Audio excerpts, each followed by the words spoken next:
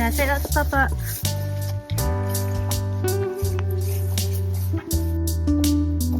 Let's see.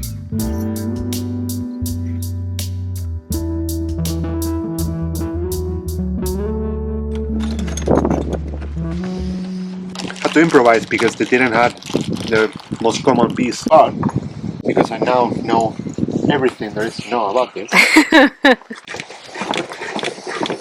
Well, we're plumbing again. Just when we finished our new bathroom, the pump that we were using decided to stop working. So without the pump, we don't have hot water because we don't have enough pressure for the boiler. We do still have water, it's just cold because we can switch to gravity. Well, not at the moment because now we've cut the pipes, but until then, for the last couple of weeks, we just had cold water until we got around to fixing this. So yeah, that's fine. We are used to cold showers and cold water, so that's not a problem.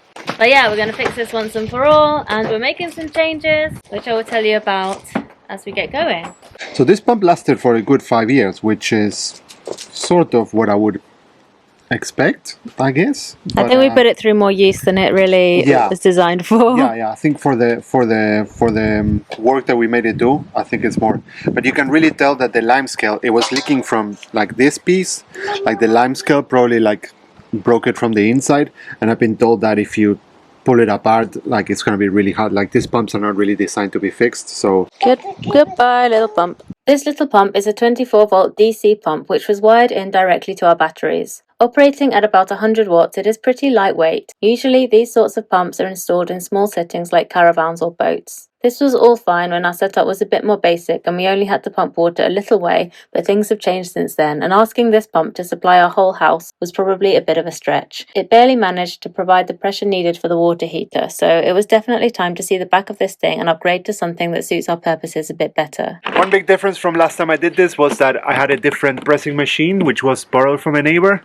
Like this time I bought my own because I thought it would be handy to have one. Sacrificial elbow that I'm gonna press now and see how this works.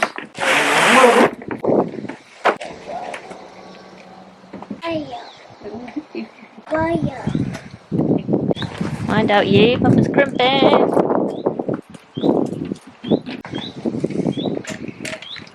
I guess you won't really know if you've done it right unless you can put water through it though, so. Well, it's not going anywhere, that's for sure. There are two main differences with this new pump. Firstly, it's 4 times as powerful, running at about 400 watts as opposed to 100. This means we'll get higher pressure water and even more luxurious showers than we were getting before. But we are also switching from DC to AC, and that's partly because you just don't really get high-powered DC pumps. Someone who knows about voltage and amps could probably explain why, but they just don't really seem to exist. But it's also because it makes things a lot easier to manage. The old DC pump was wired directly into our batteries like I mentioned, which means if our batteries are low, we just had to not use the pump. And this pump is even more powerful, so that's even more strain it would be putting on the batteries on a cloudy day or in the mornings or the evenings. A pump with an AC cable like this one means we can plug it into a socket in the house if we want to, which does then come from our normal batteries, or we can plug it into a portable power station and basically have the whole utilities area run on its own separate system so as not to put this extra pressure onto the house system. Separating out the pump like this so that it can be managed independently makes our system more resilient overall. It will add a little overhead in terms of management, at least on cloudy days where we will have to decide where it draws power from, but overall this change should give us much more uptime and more hot, high-pressure showers, which at the end of the day is what we're after. After 5 years of battling with pumps and hot, or sometimes not so hot water, we are pretty confident this time that we've finally found the right solution for us.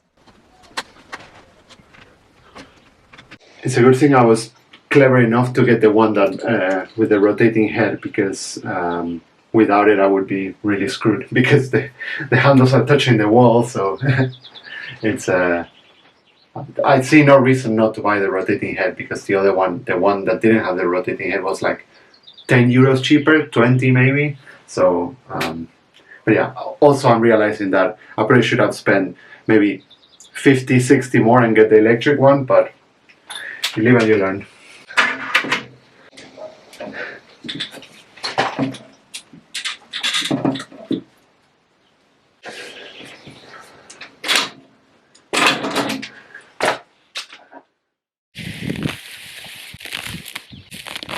Good afternoon. I'm just doing a little bit of weeding, which is actually like a treat for me because I love weeding. I've just been planting the last of my potatoes and I'm just taking a little break because it's quite hard work. I made a mistake in the first tilled area that I created, and I tilled manure into the whole area because I hadn't decided whether to do it as paths and raised beds or just plant the whole area. And then when I ended up creating pathways and raised beds, obviously the pathways have like amended soil in them and it's a waste of the compost. So what I've been doing is digging out the pathways and bringing that soil over to fill in my potato trench in my new potato beds. So that's why it's quite a lot of work, but I think it's really worth it. And I'm telling you this because, well, firstly to share my mistake, but also I think it's a good move for the pathways as well, because where I'm digging it out, I'm actually making the pathways easier to maintain because I'm digging out all of the nice soft topsoil, getting down to the harder clay untilled soil underneath. Where the spade is going in and kind of slicing through and taking off the top layer, it's leaving like smooth compacted surface. So hopefully that will make the paths a little bit easier maintenance, unlike this path which I'm currently weeding, which is absolutely overgrown with grass.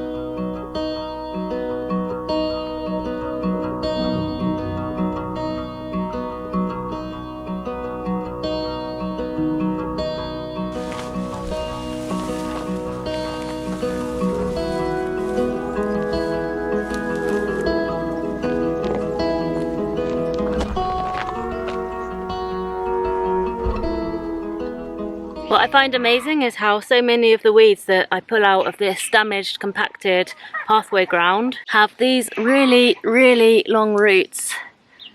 Look at this.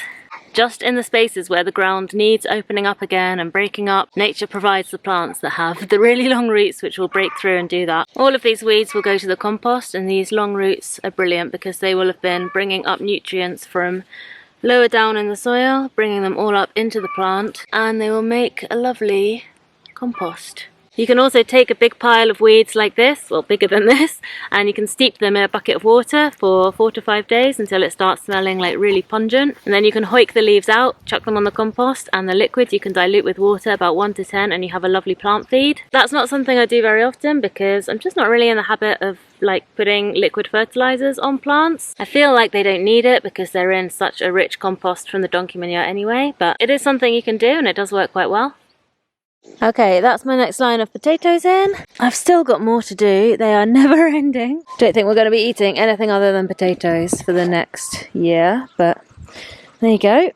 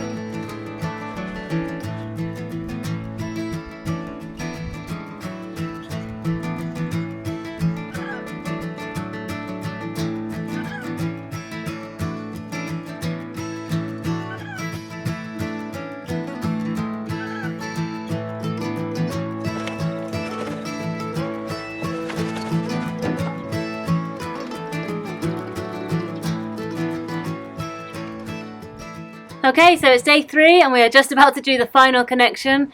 There were some curveballs, as always happens when doing this sort of job, and the final one of which was that we were missing on one of these like flexible connectors, we were missing the O-ring from in there. It must have fallen out like in the basket, in the trolley, or somewhere between getting it off the shelf and getting it home. So Mauro's just had to go out and get one of these, which is so annoying, but that is the last thing we need to put on. And then we will plug it in to our Vito Man and see how it works. So yeah, this is the box we're planning to use to power the shower area. This is the Vitoman Jump 2200. You've seen us use it before. We're still very happy with it. It was between this one and the Jump 400, which is not released yet, but Vitoman will be sending it to us in a few weeks and we'll test it out. But I think that's probably going to go in the yurt because it's smaller.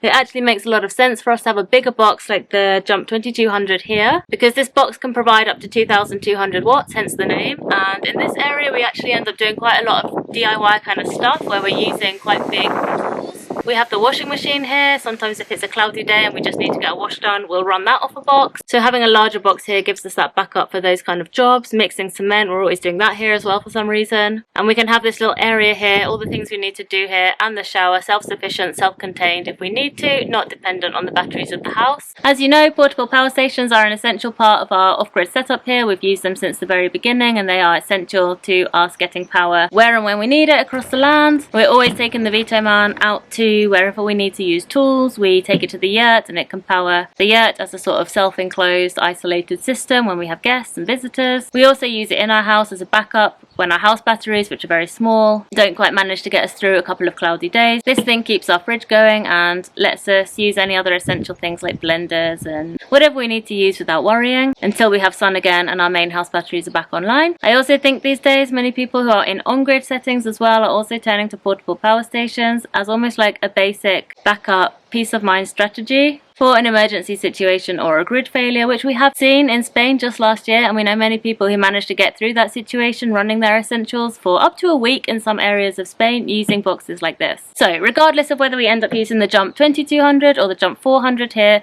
we do want this area to be basically a separate system, and to that end we actually have a separate set of panels here as well, so it is totally isolated from our main house system, giving us more flexibility and redundancy, and at the end of the day more resilience. These panels here are Vitoman's own set of folding 400 watt solar panels, and this area here gets quite a lot of sun. It's late in the day now, so it's not the best, but normally throughout the day we're south facing here and we get a good stretch of sun, so this is the perfect spot to put them right next to the utilities area where the box is going to be charging. And I just want to show you these panels in more detail for a moment, because you might remember that we actually just bought a set of like solid monocrystalline 400 watt panels for the yurt, so we can compare these two things and I'll show you how they work, and you can see the advantages and disadvantages of both sort of ways that you can charge a box like this from solar panels. So I'm just taking these portable Vitoman panels over to where the big solid ones are, just so you can see them side to side and we can compare them, but we will be using the Vitoman panels in the utilities area, not over here.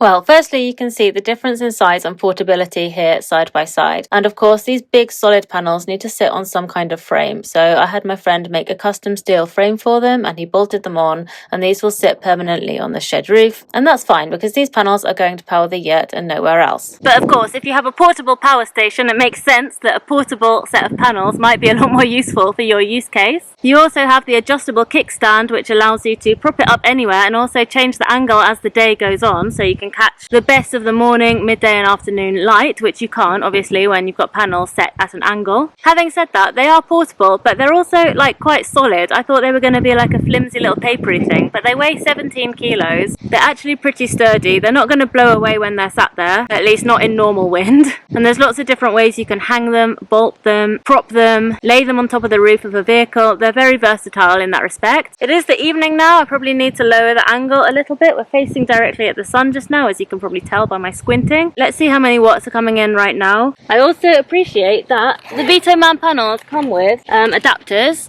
for all the different inputs that you could possibly want. Different boxes of different sizes use different kinds of inputs. I don't know why, but they do. So you have the standard DC input, which is I think what we have for the Jump 2200, and then this other end plugs into the panels themselves. These things are exactly the same as what comes out of any kind of solar panel that you will buy in the shop. And this adapter, you've got the positive and the negative, just plugs in like that, and then this DC input just goes in our box.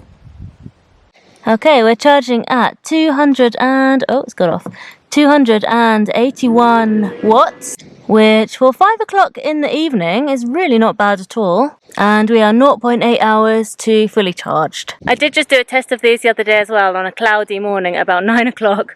We wouldn't normally bother trying to charge in those conditions, but I was curious, so let's see how they did. So it's early right now, it's like 9:30 in the morning. And this is what the sky looks like. So it's not super sunny. The sun is up there, but it's quite weak, it's quite cloudy. Let's see what we're charging at. Okay, we're charging at 90 watts right now, so about a quarter of the panel's full capacity. These big panels, I mean, it's not really a fair test because these are pointing the wrong way, but let's just see. I mean, I guess that's the point. These big ones can't be pointed round the right way, so... Right, so we're hovering at around 150 there from those panels, so we're getting twice as much power, i.e. twice as fast charge time from the folding ones because we can angle them correctly. Yeah, from the front you can see they look like they're in full sun. I mean, they are in full sun, they're getting light falling on them, but it's not as efficient because the sun is up over there at an angle. The technology in these is monocrystalline and it has a conversion rate of 23%. From what I've heard, you can't really get much higher than that. These are also monocrystalline, but these are older. In fact, they're second-hand, which is another issue. I couldn't actually find any solid panels like this available on the market today that would provide the correct watts, voltage and amps to power any of our portable power stations. There is a limit, there is a range that they expect. You can't just go and buy any panel from the shop, plug it in and charge up a portable power station. They have certain limits and ranges that they're designed to work in. Maybe there is something out there, but I couldn't find it, and I actually managed to get these because an electrician friend of mine was taking them off the roof of a property where he was installing some new panels, and he said, hey, I think these might work for your setup. So that's another thing to bear in mind. If you want something that just plugs in, works, you know isn't going to blow up your box, a set of folding portable panels like this that is designed to work across any of the Vito Man range could just save you a bit of a headache. So yeah, I just wanted to show you those panels because I've been really pleasantly surprised by them, and I hope that's been useful and interesting to you as well. I will leave a discount code in the description. I think there's 1 day left of a spring sale right now, but after that I should have a discount code available for you, so check the description if you're interested. Yeah, hope that's been useful to see a little bit how our off-grid solar system is evolving, the choices we're making, the way we've got things set up and where we're sort of moving to with isolated individual systems. Anyway, let's get back to some gardening. Meanwhile, we had also taken a dramatic decision in the garden and decided to take out a large healthy olive tree. I know this might sound like a horrible thing to do, but there were quite a few reasons for this decision.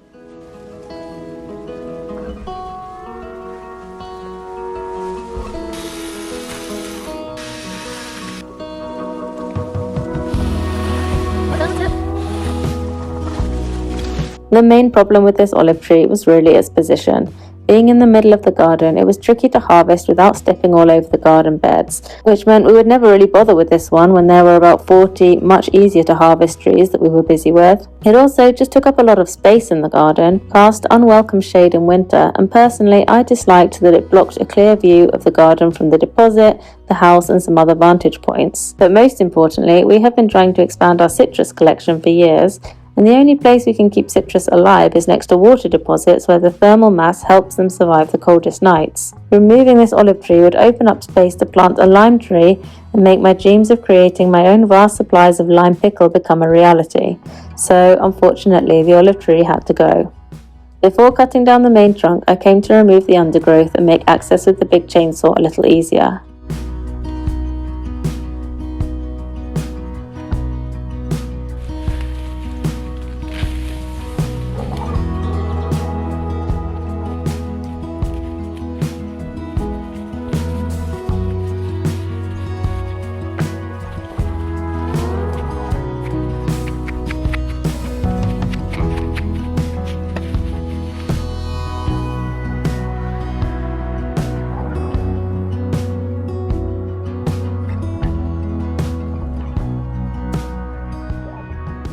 Okay, so this is how this area is looking now. We've got through most of the undergrowth. I've done everything I could with the fork. We've got a few things left.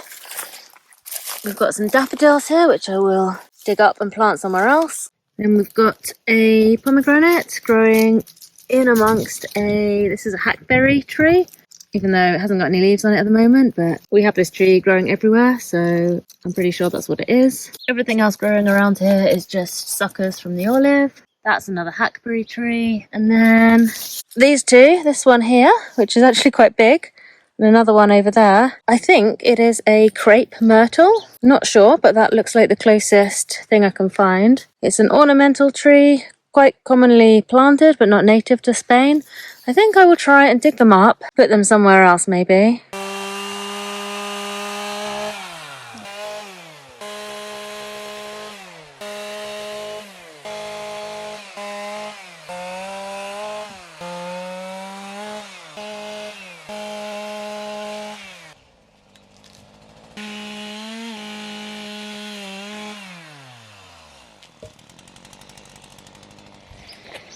Alright, so my goal today is to try and get this stump out, or as much of it as possible. I have no idea if that's going to be easy or doable or what, but I'm going to give it a go.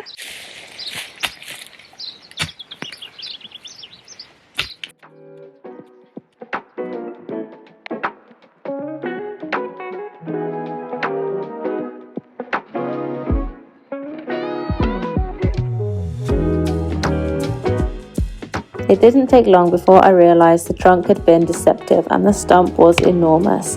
I had no idea how I was going to tackle this and was wondering what we had got ourselves into.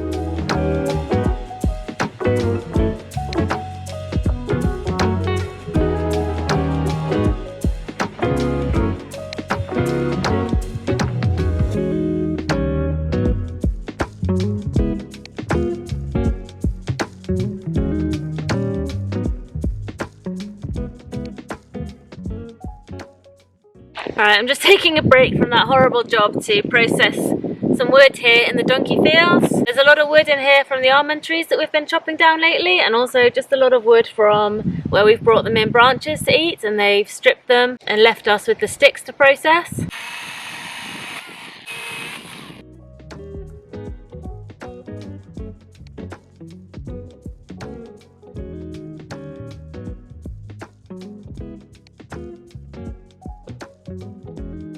Here on the homestead, our only source of heating is a wood-burning stove, which we use daily for maybe 5 or 6 months of the year, usually from late October through to early April. Some years we have enough time to collect and process all our own firewood, and other years we supplement it with purchased wood. On average, we spend about €200 a year on firewood, in other words on heating, which we know is a comparatively low figure. We are always trying to notice on the homestead how we can get things done for us by nature and reduce our work. One little time-saving trick we've learned is to bring all of our pruning material to the donkeys, so they can nibble off all the leaves and the side shoots and leave us with clean, easy-to-process branches, which are then a lot easier to cut up for the fire. Obviously, they also get free food, which cuts down on feed costs for us, and they turn what they eat into lovely manure, which becomes compost for the garden. Then, when the sticks are all clean, we come and do a big session with the mini chainsaw and chop them up and bring them back to the wood store. There are other options for processing the prunings from our hundreds of fruit and nut trees, such as burning them or running them through a wood chipper, and they're both adequate solutions, but this is the one that seems to give us the most benefits. Although we do use gas to cook as well, having fire as an option is a huge bonus, knowing it's always there if we need it. When we light the wood stove, we almost always use it for something else simultaneously besides heating our home. We are either cooking on top of it, drying clothes, boiling water for Santi's bath, or the washing up just to save on gas, or drying some kind of food for preservation. This particular evening I was drying orange peel, which we use as fire starters in future fires, and it also makes the house smell delicious in the process. Stacking functions like this, in other words using one element in your system for multiple benefits, is not only very satisfying, but it also helps reveal what elements of your system really work. There is a saying in permaculture that if you can only think of one use for something, either you're not using it right or it's not that useful and you can probably get rid of it. Maybe that's too broad a statement, but it is an interesting lens to apply to your home and the items in it, and I find myself thinking about it a lot.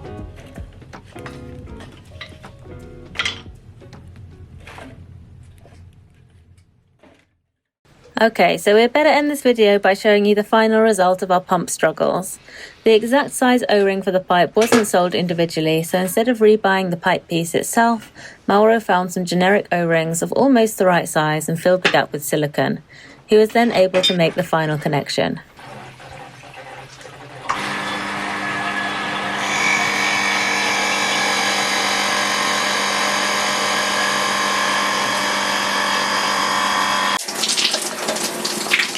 Oof, I'm gonna have the best shower of my life, I think.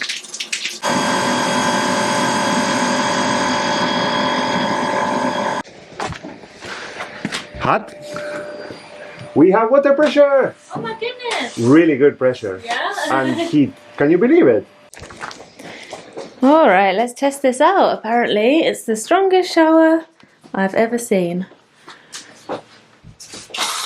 Oh, wow. Oh, wow. Ah, yeah, that is strong. Hot immediately. Wow. Why is the pump still on? Is it just like refilling its little tank? It's just filling the pipes. Amazing. Good job. You happy? Finally. Yeah, we did it. We finally did it. It's just like we were complicating our lives by buying low power stuff because we're so scared of depleting our batteries, which is fair. But it's like the problem we should be solving is our batteries, not like making everything as bad as our batteries. That's what we were doing. Which we've solved now by having this area separate. We were lowering to the standard of our batteries. Yeah. I think the next improvement to the system is to put an expansion tank, like a 24-liter normal house expansion tank would probably allow us to open the tap at night and the pump doesn't kick in. But yeah, for now it works. Okay, so I think that's it for this video. Thank you for watching and see you next week.